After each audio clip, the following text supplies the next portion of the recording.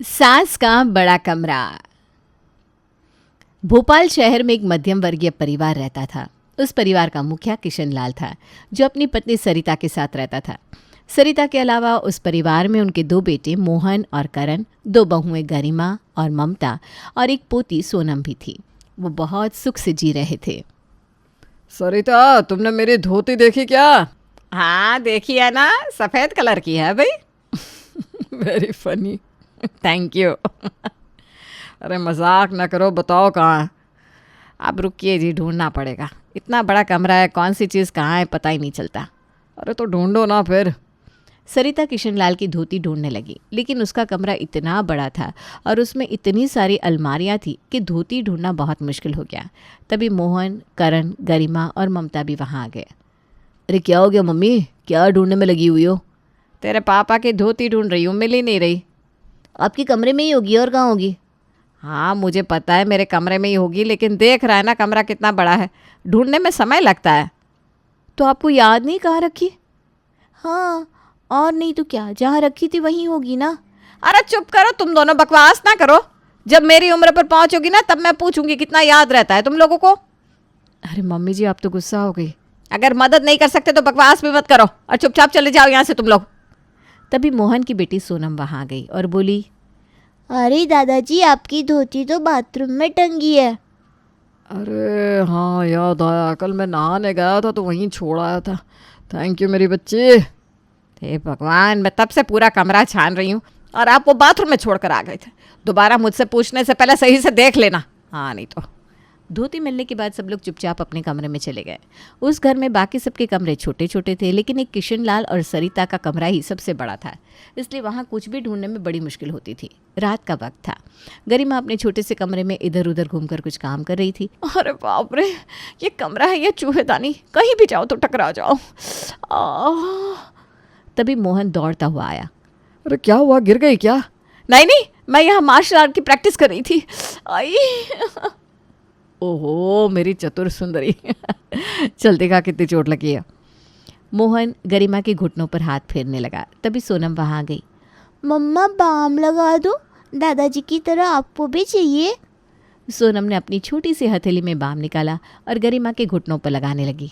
मेरी प्यारी कुटिया, तू ही एक है जो मेरी चिंता करती है। अच्छा, और मैं क्या दीवार हूँ? तुम तो मेरे दुख में भी हंस रहे हो। मुझे इस छोटे से कमरे में घुटन हो रही है। हाँ यार, सच में ज़रा सी भी जगह नहीं है। 2 कदम चलो तो दीवार से टकरा जाओ, बैठो तो किसी चीज़ पर गिर जाओ। अभी ये मामला शांत भी नहीं हुआ था कि अगले दिन गरिमा को एक और समस्या का सामना करना पड़ा। अगले दिन स्कूल में सोनम का टेस्ट था। वो पढ़ने के लिए अपनी किताबें लेकर बैठी, लेकिन कमरे में स्टडी टेबल रखने की जगह नहीं थी। मजबूरन उसे बेड पर ही बैठकर पढ़ाई करनी पड़ी। मम्मा, मुझसे ठीक से पढ़ाई भी नहीं हो पा रही, ये किताबें गिर रही है, बेड भी हिल रहा है। तो क्या करूं, कमरे को खींचकर बड़ा कर दूं? सच में यार, इस कमरे में ढंग से कुछ भी करना मुश्किल है। सोनम जैसे तैसे पढ़ाई कर रही थी, लेकिन सोने का समय होते ही समस्या और बढ़ गई। पापा, मैं कहाँ पढ़ूं? अब दोनों सोने लगते हो, मुझे पढ़ाई छोड़नी पड़ती है। और करे भी तो क्या, इस छोटे से कमरे में दूसरा बेड लगाने की जगह भी तो नहीं है। हाँ, यहाँ तक कि स्टडी टेबल भी नहीं डाल सकते। सोनम की आंखों में आंसू आ गए। मुझे अच्छा नंबर चाहिए टेस्ट में, लेकिन मुझे सही से पढ़ने की जगह ही नहीं मिल रही। आखिरकार सोनम को किताबें रखकर सोना ही पड़ा, क्योंकि अगले दिन सुबह जल्दी मोहन को ऑफिस जाना था। अगले दिन दोपहर का समय था। गरिमा रसोई में कुछ काम कर रही थी कि अचानक उसे याद आया कि उसे अपनी सासू माँ सरिता के कमरे से कुछ लेना है। वो जल्दी जल्दी अपने हाथ धोकर उनके कमरे की तरफ बढ़ी। सरिता उस वक्त बाहर गई हुई थी, तो गरिमा ने दरवाज़ा खोला और अंदर कदम रखा। अरे मम्मी जी तो यहाँ है ही नहीं। कमरे में घुसते ही उसे एक अजीब सा सुकून महसूस हुआ। बड़ा हवादार कमरा, एक तरफ आरामदायक कुर्सी, बड़े बड़े अलमारी और खिड़की से आती ठंडी हवा। काश ये कमरा मेरा होता, कितना आराम हो जाता। सोनम भी अच्छे से पढ़ पाती और मुझे भी हर वक्त उस छोटे से कोने में घुटन महसूस नहीं होती। वो सोचते सोचते वहाँ ज़्यादा देर तक बैठ गई। अचानक उसे एहसास हुआ कि वो यहाँ क्या करने आई थी। झटपट काम निपटा कर वो वापस अपने कमरे में आ गई, लेकिन अब उसके दिमाग में बस एक ही ख्याल घूम रहा था, अगर हमें ये कमरा मिल जाए तो ज़िंदगी कितनी आसान हो जाएगी। शाम को जब मोहन घर आया तो गरिमा ने उससे प्यार से कहा, मोहन सुनिए ना, मैं एक बात सोच रही थी। तुम कुछ भी ना सोचो, मैं ऑफिस से थक कर आया हूँ, पहले पानी दो। अरे पानी भी दूंगी, लेकिन पहले मेरी बात तो सुनो। अगर मम्मी जी वाला कमरा हमें मिल जाए तो? क्या? मम्मी जी वाला कमरा? तुम्हारा दिमाग तो ठीक है। अरे पर सोचो तो सही, कितना बड़ा है, हवादार है, सोनम की पढ़ाई भी डिस्टर्ब नहीं होगी और हमें भी चैन मिलेगा। अरे लेकिन मम्मी से कैसे कहूँ कि हमें अपना कमरा दे दो? ये बहुत अजीब लगेगा। अच्छा पहले पानी लाओ, फिर आगे की बात करते हैं। हाँ लाती हूँ। गरिमा गई और फटाफट मोहन के लिए एक गिलास पानी लेकर आई। ये लो पानी, और अब बताओ। अरे बताना क्या है, वो मम्मी पापा का कमरा है, मैं उनसे कैसे बोल सकता हूँ? अरे तो क्या हुआ कि सारी ज़िंदगी हम इस छोटे से दड़बे में सड़ते रहेंगे? सोनम की पढ़ाई का तो सोचो। अरे लेकिन मम्मी मानेंगी क्या? आप एक बार प्यार से बात तो करो, देखो हमारी परेशानी समझेंगी। मोहन ने कुछ देर तक सोचा और फिर भारी मन से हामी भर दी। ठीक है, कल मम्मी से बात करते हैं। गरिमा ने खुशी से मोहन के कंधे पर सिर रख दिया। अगले दिन दोनों बुरी तरह नर्वस थे, लेकिन हिम्मत जुटाकर सरिता के पास पहुंचे। कैसी हो मम्मी? तू ऐसे क्यों बोल रहा है जैसे कहीं बाहर शहर से होकर आ रहा हो? अरे नहीं ऐसी बात नहीं है। तो कैसी बात है? इतनी औपचारिकता दिखा रहा है और आवाज़ भी तेरी लड़खड़ा रही है। बात क्या है भाई? ओ मम्मी, एक बात करनी थी। हाँ बोलो। मम्मी जी दरअसल हमारा कमरा बहुत छोटा है, सोनम को पढ़ने में बहुत दिक्कत होती है। अच्छा। आज तो बेचारी का एग्ज़ाम था, लेकिन कल वो अच्छे से पढ़ ही नहीं पाई, क्योंकि सुबह मुझे ऑफिस जाना था और हमारे कमरे में तो स्टडी टेबल रखने तक की जगह नहीं है जहाँ वो बेचारी बैठ कर पढ़ ले। देखो बातों को ना गोल गोल मत घुमाओ, सीधे सीधे बोलो क्या बोलना चाह रहे हो। दरअसल हम सोच रहे हैं कि अगर हमें आपका कमरा मिल जाए तो। क्या तुम लोग मुझसे मेरा कमरा मांग रहे हो? नहीं मम्मी, मतलब अगर आपको कोई दिक्कत ना हो तो। सरिता ने कुछ देर सोचा, फिर मुस्कुराकर बोली, बिल्कुल, सोनम की पढ़ाई ज़्यादा ज़रूरी है, तुम लोग मेरा कमरा ले लो। गरिमा खुशी से उछल पड़ी और सरिता के गले लग गई। थैंक यू मम्मी जी, आपने मेरी ज़िंदगी आसान कर दी। सोनम को जब ये पता चला तो वो भी खुशी से झूम उठी। थैंक यू सो मच दादी। अरे तेरे लिए कुछ भी मेरी बच्ची। लेकिन ये खुशी ज़्यादा दिन तक टिकने वाली नहीं थी। 2 दिन बाद ही मोहन की छोटी बहन चमेली अपने ससुराल से मायके आई। शुरुआत में तो उसे बहुत प्यार से बात की, लेकिन जब उसने देखा कि उसकी माँ का कमरा अब गरिमा के पास है तो उसका चेहरा उतर गया। माँ, आपका कमरा गरिमा भाभी के पास, ये कब हुआ? अरे सोनम की पढ़ाई के लिए दे दिया बेटा। वाह क्या बात है, भाभी की तो चांदी चांदी हो गई। सरिता ने इस बात पर ध्यान नहीं दिया, लेकिन चमेली अब चुप नहीं रहने वाली थी। वो अपनी भाभी ममता के पास गई और धीरे धीरे उसके कान भरने लगी। अरे ममता भाभी, आपको कुछ महसूस नहीं हो रहा? क्या? देखो तो सही, गरिमा भाभी को कितना बड़ा और शानदार कमरा मिल गया और आप अब भी उसी छोटे कमरे में। अरे कोई बात नहीं, मैं मैनेज कर लूँगी। वाह भाभी, आप तो बहुत महान है। लेकिन सोचिए, आप भी तो घर की बहू हो। गरिमा भाभी ने तो अपना काम बना लिया और आप बस चुपचाप सह रही हो। ममता कुछ बोली नहीं, लेकिन ये बात उसके दिल में गहराई तक उतर गई। अब ममता के मन में भी बड़ा कमरा पाने की लालसा जाग चुकी थी। उसने मन ही मन तय कर लिया कि अब तो मुझे भी बड़ा कमरा लेकर रहना है। ममता अकेले अपने कमरे में बैठी सोच रही थी, अब मैं बड़ा वाला कमरा कैसे लूँ? डायरेक्ट इनसे कहूँगी तो ये कभी नहीं मानेंगे। उसने गहरी सांस ली और फिर अचानक उसे ख्याल आया, अरे चमेली दीदी तो इस काम में एक्सपर्ट है, उनकी सलाह लेनी चाहिए। ममता ने झटपट उठकर चमेली को ढूंढा। वो आंगन में बैठी चाय पी रही थी। ममता तेज़ी से उसके पास पहुंची और बोली, चमेली दीदी, मुझे भी ना वो बड़ा वाला कमरा चाहिए, पर अगर मैंने सीधी सीधी ये कहा तो वो कभी मानेंगी ही नहीं। मुझे कुछ तरीका बताओ ना। चमेली ने चाय का घूंट लिया और आंखें घुमाकर बोली, तरीका तो एक ही है। कुछ ऐसी परेशानी पैदा करो कि सबको लगे कि तुझे छोटे कमरे में रहना मुश्किल हो रहा है। मतलब छोटी छोटी मुसीबतें क्रिएट करो। ऐसा माहौल बना दो कि घर वाले खुद कहे, भाई ममता को बड़ा कमरा देना चाहिए। ममता को ये आइडिया बहुत पसंद आया। उसने तुरंत सिर हिलाया। बस अब देखो मैं क्या करती हूँ। अगले ही दिन ममता ने पूरा कमरा अस्त व्यस्त कर दिया। उसने ढेर सारे कपड़े निकालकर दरवाजे के पीछे, बिस्तर के कोनों में और कहीं कहीं टांग दिए। नतीजा ये हुआ कि कोई भी कपड़ा ढूंढना नामुमकिन हो गया। शाम को जब करण अपने कपड़े पहनने आया तो गुस्से से चिल्ला उठा, अरे मेरी शर्ट कहाँ है? ममता वहीं खड़ी थी। उसने मौका नहीं छोड़ा। एक लंबी सांस लेते हुए नौटंकी करते हुए बोली, यही तो परेशानी है, ये छोटा सा कमरा, कपड़े रखने की जगह ही नहीं बचती। अगर हमारे पास बड़ा कमरा होता तो ये सब नहीं होता। करण ने इधर उधर देखा, फिर सर खजाते हुए बोला, तो क्या करें, हमारे पास जितना कमरा है उतना ही रहेगा ना, कोई जादू से बड़ा थोड़ी ना हो जाएगा। ममता ने आहें भरी, लेकिन अंदर से समझ गई कि पहला वार तो खाली गया। अगले दिन ममता ने करण को बुलाया और मोबाइल दिखाते हुए बोली, देखो तो मैंने ऑनलाइन एक नई ड्रेसिंग टेबल देखी है, सुंदर है ना?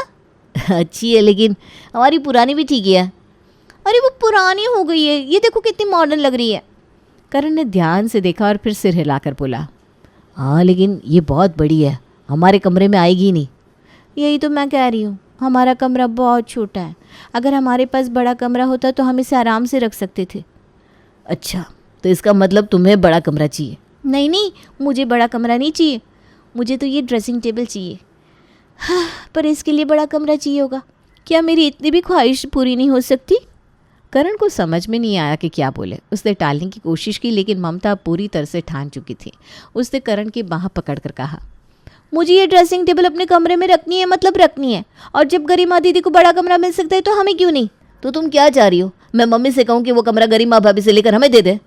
ऐसा तो नहीं कहा ना मैंने, पर हाँ, ऊपर जो किराएदार वाला कमरा है वो तो हमें मिल सकता है। अरे हाँ, ये बात तो तुमने सही कही। ठीक है, मम्मी से बात करते हैं, कल अभी सो जाओ। अगले दिन दोनों सरिता के पास पहुंचे। मम्मी जी, हमें आपसे कुछ बात करनी है। देखो मम्मी, ये मेरा आइडिया नहीं है, ममता का है। अब तुम लोग पहेलियां मत बुझाओ, जो भी कहना है साफ साफ कहो। मम्मी, हमें वो किराएदारों वाला बड़ा कमरा चाहिए। सरिता चौंक गई। क्या? वो कमरा? लेकिन जो किराया आता है वो तुम दोनों भाइयों में आधा आधा बंटता है। तो क्या हुआ, हम घर वाले ही छोटे कमरे में रहे और किराएदार ऐश करे, ये कहाँ का इंसाफ है? अगर तुम लोग आधा किराया गरिमा को दे दो तो वो कमरा ले सकते हो। ये सुनकर ममता का चेहरा उतर गया। हद है, अपने ही घर में रहने के लिए किराया दूं? अब बड़ा कमरा चाहिए तो कीमत भी तो बड़ी चुकानी होगी ना। ममता को गुस्सा आ गया। वो पैर पटकती हुई वहाँ से निकल गई। इसके बाद ममता के व्यवहार में काफ़ी बदलाव आ गया। जब भी वो रसोई में काम करती तो फ्रस्ट्रेशन से बर्तन गिरा देती। अरे ये क्या कर रही हो? तो क्या करूं, इस छोटे से कमरे में और किचन में दम घुटता है मेरा। जब भी कोई उससे बात करता वो चिड़चिड़े अंदाज में जवाब देती। ममता, ये सब क्या हो रहा है? कुछ नहीं, बस छोटा कमरा है ना तो छोटी सोच भी आ गई है। घर का माहौल अब पूरी तरह से गर्म हो गया था। रात का समय था। किशनलाल और सरिता अपने कमरे में बैठे बातें कर रहे थे। सरिता, हमारे घर में तो पूरी महाभारत चल रही है। एक तरफ गरिमा है जो अपने बड़े कमरे में मज़े से आराम कर रही है, और दूसरी तरफ ममता जो किसी भी हाल में बड़ा कमरा चाहती है। अब इस महाभारत को रोकने के लिए तुम क्या करोगी? क्या गरिमा से कमरा लेकर ममता को दोगी, या फिर किराएदारों वाला कमरा ममता को सौंप दोगी? आपने मुझे क्या कोई पंचायत का सरपंच समझ रखा है? ये दोनों बहुएं अपने अपने स्वार्थ में इतनी डूबी हुई है कि घर को अखाड़ा बना दिया है। पर मैं भी इनकी सास हूँ, इनकी चालाकियों को अच्छे से समझती हूँ। अब कुछ ऐसा करूँगी कि इनकी अकल ठिकाने आ जाए। क्या मतलब? अरे सुबह देखना, मज़ा आएगा। अगली सुबह सरिता सीधे गरिमा के कमरे में जा पहुंची, जहां गरिमा अलमारी ठीक कर रही थी। गरिमा, क्या कर रही हो? कुछ नहीं, बस अलमारी सेट कर रही हूँ। ठीक है, ये काम पूरा करके कमरा खाली कर दो। अब इस घर का सबसे बड़ा कमरा सिर्फ मेरा होगा। पर मम्मी जी, ये कमरा तो आपने ही हमें दिया था। आपने कहा था सोनम को पढ़ाई के लिए शांति चाहिए, इसलिए। हाँ, कहा था, लेकिन अब मैं अपना फैसला बदल रही हूँ। अगर सोनम को पढ़ाई करनी है तो वो मेरे कमरे में आकर कर सकती है। मैं उसके लिए एक अलग स्टडी टेबल लगवा दूँगी। अब तुम दोनों पति पत्नी वापस अपने कमरे में चले जाओ। लेकिन मम्मी जी। लेकिन वेकिन कुछ नहीं, दोनों अपना सामान समेटो और अपने पुराने कमरे में लौट जाओ। गरिमा और मोहन का चेहरा उतर गया। गरिमा ने ममता की तरह झगड़ा करने की कोशिश की, लेकिन सरिता के ठोस जवाबों के आगे उसकी कोई दलील नहीं चली। मजबूरन उसे कमरे से अपना सामान हटाना पड़ा। जब ये सब ममता ने देखा तो मन ही मन वो फूली नहीं समाई। उसे लगा कि आखिरकार सरिता ने उसके लिए कमरा खाली करवाया है। वो खुशी खुशी सरिता के पास पहुंची। वाह मम्मी जी, आपने तो कमाल कर दिया। अब मैं अपना सामान कब ले जाऊं बड़े कमरे में? तुम कहीं नहीं जा रही हो। यह कमरा अब सिर्फ मेरा होगा और मेरा ही रहेगा। ज़्यादा बड़े बड़े सपने ना देखो। पर आपने तो गरिमा दीदी से खाली करवाया, तो मुझे लगा। हाँ, क्योंकि ये कमरा मेरा है, ना कि गरिमा का, ना ही तुम्हारा। तुम अपनी वो छोटी दुनिया में रहो जिसमें रह रही थी। पर मेरी नई ड्रेसिंग टेबल ना बड़ी है, वो छोटे कमरे में कैसे आएगी? तो उसे मेरे कमरे में रख लो, जब चाहो यहाँ आकर सज संवर सकती हो, और अगर तुम्हारा कोई और बड़ा सामान है तो वो भी यहाँ रख सकती हो, लेकिन रहना तो तुम्हें अपने कमरे में ही पड़ेगा। ममता के चेहरे का रंग उड़ गया। उसे समझ में आ गया कि उसकी सास कोई कच्ची खिलाड़ी नहीं है और उसे अपने ही छोटे कमरे में रहना पड़ा। उसी वक्त चमेली अंदर आई और पूरे घर में घूम घूम कर मजाक करने लगी। अरे ममता भाभी, आपने तो बड़ा वाला कमरा लेने के लिए कितनी चालें चली, पर मिला क्या? उल्टा मम्मी ने सबसे बड़ा कमरा खुद रख लिया। चुप रहिए चमेली दीदी, जले पर नमक ना छिड़को। हाँ चमेली दीदी, आप तो बस मज़े लेने आती हो, वही करके जाओ। सही कहा, क्योंकि चमेली ने ही ममता के कान भरे थे कि दिक्कतें पैदा करो तभी कमरा मिलेगा। मैंने सब सुन लिया था, मुझे शुरू से पता है इस घर में क्या चल रहा है। क्या? मतलब ये सब चमेली दीदी की सलाह थी, जिस वजह से मुझसे बड़ा कमरा छिन गया। चमेली दीदी, आज तो आपको छोड़ूंगी नहीं। ममता और गरिमा दोनों मिलकर चमेली को दौड़ाने लगी और चमेली हंसते हंसते भागने लगी। घर में जो महाभारत छिड़ी थी अब वो खत्म हो चुकी थी। दोनों बहुएं समझ चुकी थी कि चालाकी से कुछ हासिल नहीं किया जा सकता, और सरिता ने ये साबित कर दिया कि सास हमेशा सास रहेगी।